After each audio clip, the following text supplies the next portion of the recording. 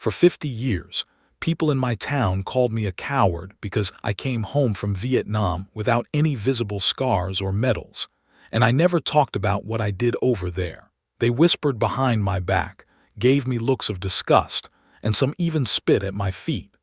What they didn't know was that I carried the heaviest burden of all, and the day my secret finally came out changed everything.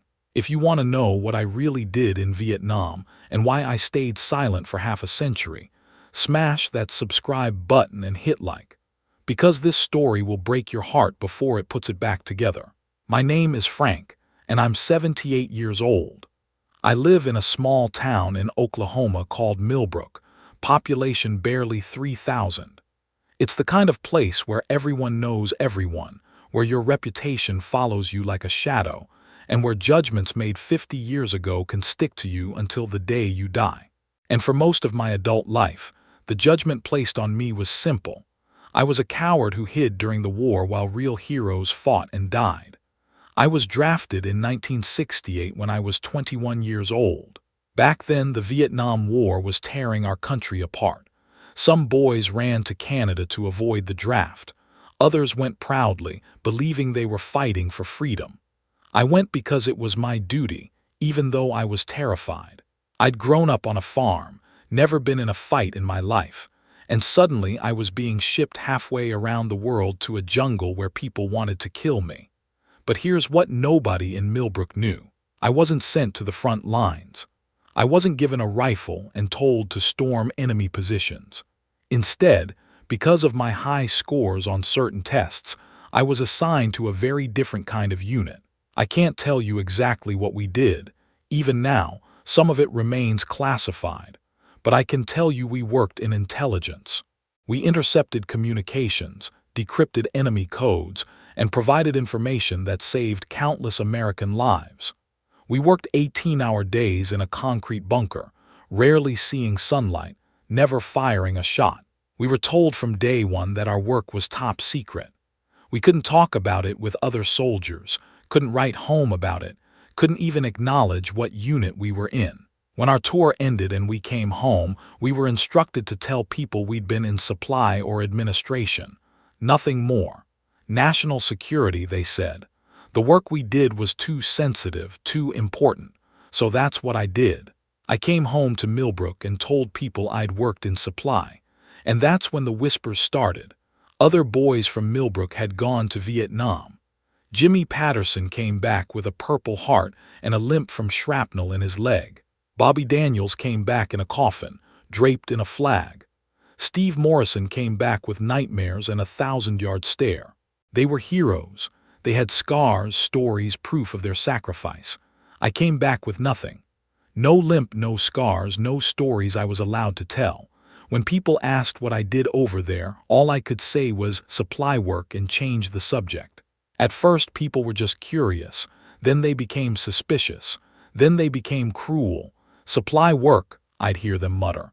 While Jimmy was getting shot at, Frank was counting boxes in an air-conditioned warehouse. It wasn't true, but I couldn't defend myself. I'd signed papers, taken oaths. The work I'd done had to remain secret, so I endured it. I got a job at the hardware store, kept my head down, and tried to live a quiet life. But the town never let me forget. At the 4th of July parade, veterans would march proudly while people cheered. I'd stand on the sidewalk watching, and people would see me and turn away in disgust. Once at the general store, old Mrs. Henderson saw me and said loudly enough for everyone to hear, "It's a shame when a young man hides behind a desk while real soldiers die." I wanted to scream at her that I hadn't hidden, that I'd served my country just like everyone else, that the intelligence my team provided had saved hundreds of lives. But I couldn't, so I just paid for my groceries and left. The worst part was watching the other veterans.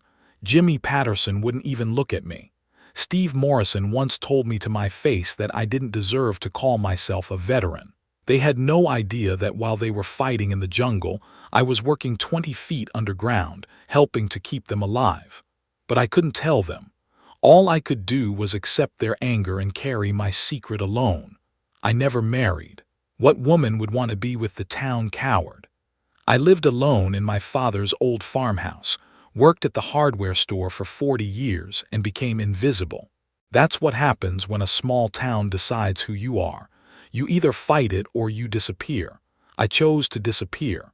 Then, 3 months ago, everything changed. I was at home one evening when I heard a knock on my door. I wasn't expecting anyone. I never expected anyone, so I was surprised to see a man in his 50s standing on my porch. He was wearing a suit and had the bearing of someone military. "Frank Morrison?" he asked. "That's me. My name is Colonel David Chen. I served in Army Intelligence. May I come in?" Something about the way he said Army Intelligence made my heart skip. I let him inside, and he sat down in my living room with a briefcase. He pulled out several documents and looked at me with an expression I hadn't seen in 50 years. Respect. "Mr. Morrison, I'm here because the work you did in Vietnam has been declassified. Well, most of it anyway. Your unit's contributions are finally being recognized, and the Department of Defense wanted me to personally deliver this to you." He handed me a folder. Inside was a commendation letter, signed by current military leadership, acknowledging my service. But there was more. There was a citation for the Intelligence Star, one of the highest awards for intelligence work. Apparently, my team's decryption of a specific enemy communication in 1969 had prevented a major ambush that would have killed over 200 American soldiers.